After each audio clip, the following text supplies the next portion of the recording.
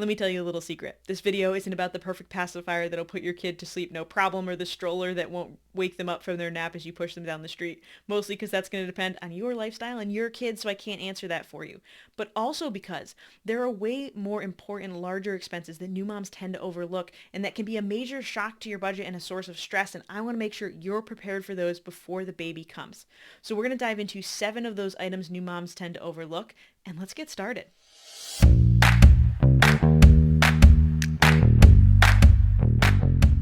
The first item that people tend to overlook is their baby's medical deductible.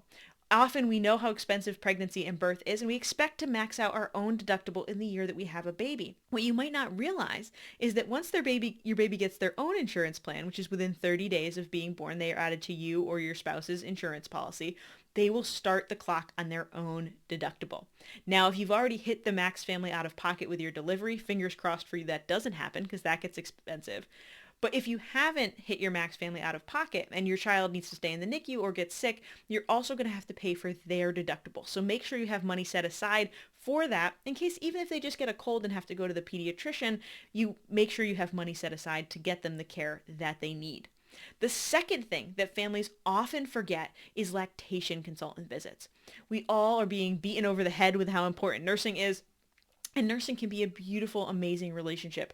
But there's a couple things to remember. 1, it's not always easy to build that relationship. And 2, it doesn't work for everybody. If nursing is important to you and you want to give it the best chance possible, setting aside some money or making a plan to look up free lactation consultant support groups in your area so that you have that support when you need it is going to be really important. What you don't want to have to happen is that nursing being a really important part of your motherhood journey and what you want to do, but then when you need help, you can't actually afford to get it and then you feel stuck. Set aside some money for lactation consultant visits and call your insurance company. Some insurance companies cover 1 or 2 visits to a lactation consultant in your plan, which can be a huge benefit. Just remember, you might have to pay a copay for you and your baby, 2 copays for 1 visit because the insurance company views you as both being there. Isn't that fun? Isn't that extra money that we just want to have to shell out? Make sure you're planning for it. It can be really important. The third one, and this is crucially important, I don't want anybody to miss this. The third thing new moms forget to budget for is mental health spending. We look at our budget and we think that our budget is largely going to remain the same after we have our child, except for adding in like diapers and some kids' clothes and childcare once your maternity leave is over. But postpartum depression and anxiety hit a large number of women, and even if they don't, your life has changed radically. You're not getting a lot of sleep, you're tired, and sometimes you just need some help. I want you to have space in your budget, not only for therapy and medicine if you need it, which is crucially important, but also the things that just make your life a little easier and let you enjoy this transition into motherhood as much as possible and bond with your child. So this can mean adding a little cushion to your budget for takeout meals or for a gym membership so you can get out and get moving and kind of be away from baby space, babysitting, a postpartum doula. Anything that will make you feel more like yourself. This can be an extra budget for books, right? On a small scale, I read so much when I was on maternity leave for my first child and was going through books like crazy, but he wasn't yet vaccinated when he was itty bitty, so I wasn't going to the library as much, which meant I was buying more books. This is just the little things that you want to think about. So take some time and brainstorm what might give you the support that you need that you can't get necessarily from a spouse or a friend or a parent, just to make sure that you have the space to take care of yourself. You deserve rest and happiness through this period of time, and you want to make sure you have anything you need to get you through that period. The fourth thing that people often forget is postpartum medical care for mom. When we have our delivery, we're not just instantly back the way we used to be, right? Our bodies aren't just perfectly healed, though we wish they were. And for some people that does happen. But you see a lot of women who end up needing things like pelvic floor therapy, physical therapy to rebuild your pelvic floor. There are people who have diastasis recti, which is that separation in your abdominal wall. And for most women, that heals on its own within 3 weeks to 6 months of having the baby, but it doesn't heal for everybody. And so physical therapy and training for that to rebuild can be important. We talked already about mental health care and therapy. And so you want to make sure that even though you've maxed your deductible, you're likely still going to have a copay or coinsurance after you hit that amount until you hit your max out of pocket. So have money set aside for that care.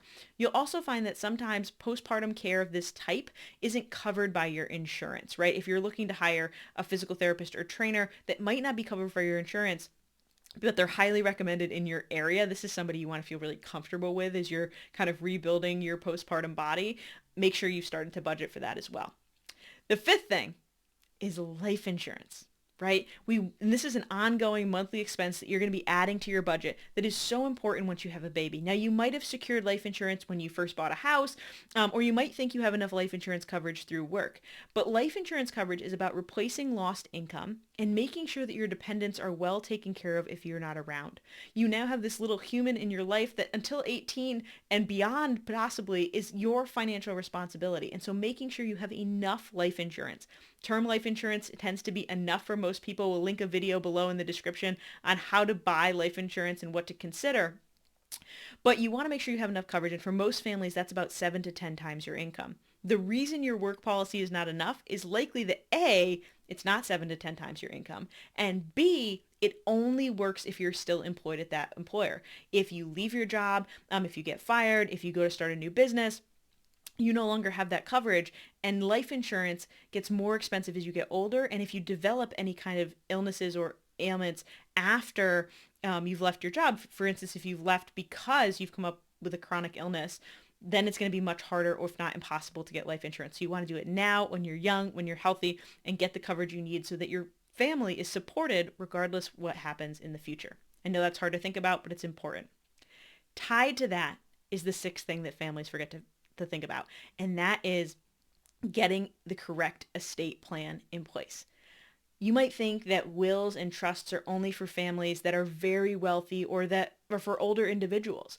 But the reality is that if you want to say in who cares for your child, if you and your spouse pass away, or you or your spouse passes away, you need to have a will in place. That is where you're going to name the guardians for your child. It's where you're going to name who is going to be responsible for them. If you have assets like life insurance policy, it's how that money is going to be used to care for those kids. And so you want to make sure you have those policies in place. Now, luckily, this might not be a huge budget item.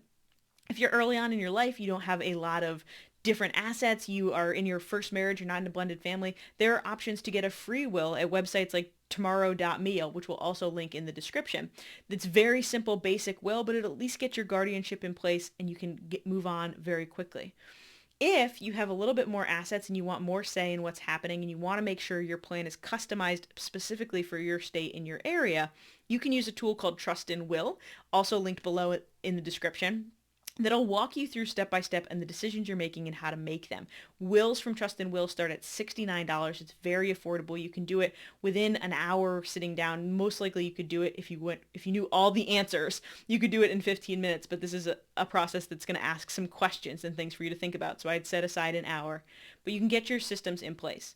Now, I'm going to mention really quickly, if you have a blended family, if you have kids from multiple relationships, you have stepchildren, or you have assets in multiple states, right? You own real estate property in another state. It is really important to make the investment and hire an estate attorney in your state. The reason for that is that there's a lot of strange intricacies to estate law, and you want to make sure that the process is as easy as possible for your kids' guardians, if something were to happen to you and or your spouse, right? We want to make sure that's all laid out in place. And right now, when you're expecting, when you have a little bit more time, when you're not completely sleep deprived, this is a good time to get this in place, just in case anything happens in the future. And remember, if you feel like you can't make the perfect decision right now, you're not entirely sure who the guardian's going to be, if you're going to want to change it in the future, wills and trusts can always be updated. And so if you want it to be your mom or your dad right now, but you're worried about in 10 years them being too old really to take care of your kids, you can put them down now and revise your will in 5 years. Just make sure you have something in place so that your loved ones are taken care of and that you get a say in where the assets you've spent so much time building, where they go, okay? And the last thing, this is just silly, but it's important because this is the one that kills so many people's budgets. The one thing new moms forget to plan for is that when their baby doesn't like the things you've already bought for them. You guys, we made this registry and the plan and the whole system, except the pacifiers that they bought they spit out, and the diapers that you stocked up into your closet don't fit them, and they're peeing out of them every single time you put these diapers on, right? And now you got to get new diapers, or you got to get different bottles, or you were planning on nursing like I was and it didn't work, and now you've got to go buy formula and bottles, and that wasn't planned for. You want to make sure two things. First, don't pre-buy a lot of stuff, right? This is like the best laid plans of mice and men, where you're going to lay out like, okay, they're going to be 6 months in July, and so I'm going to buy 6 month summer clothes, but then they're born and they're in 6 month clothes like on day 2, and it's freezing, except you can't put them in shorts because it's February, right? Or you buy different size bottles and all the nipples that go up to increase flow as they get older, and they just don't use those bottles. And now you either have to face returning them, but if you already nested and washed them and put them away, you're kind of stuck either trying to resell them or give them away, and that's a huge loss. So don't buy too much in advance. When you're buying something new for your baby, like bottles, like diapers, like clothes, start small, make sure it fits them, make sure it works, and then buy more if you need it. Take it slow.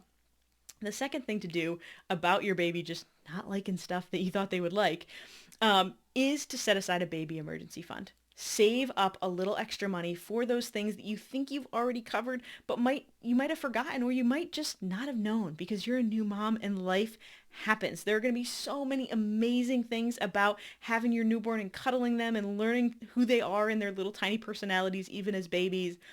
But there's going to be a lot of things that surprise you too. And so you want to make sure you have that baby emergency fund set aside, ready to go. So what are the 7 things that new moms forget to budget for? Your baby's medical deductible, lactation consultant visits, mental health spending, postpartum medical care for mamas, life insurance, your estate plan, and your baby simply just being their own little person. Make sure you're planning for that. If you're overwhelmed by setting your baby budget, by creating a 1-year spending plan for your baby, getting the right emergency fund in place, you can check out our New Mama Money Plan, which is $27, and it walks you through continually what questions you need to ask your insurance providers. What things do your kids actually need at the different age markers, and how do you budget for them? What things can you accept as hand-me-down safely, and what can't you? How do you get an estate plan in place? It is all in the New Mama Money Plan, all laid out for you and linked below this video. But mostly, mama, trust your instincts. You're going to be okay. You've got this. And if all these different items are kind of causing you a little bit of anxiety, you're a little bit overwhelmed right now, just try to pad your emergency fund. Just give yourself as much flexibility as possible as you go into this new stage in your life. You're amazing. Keep talking money. I'll see you soon.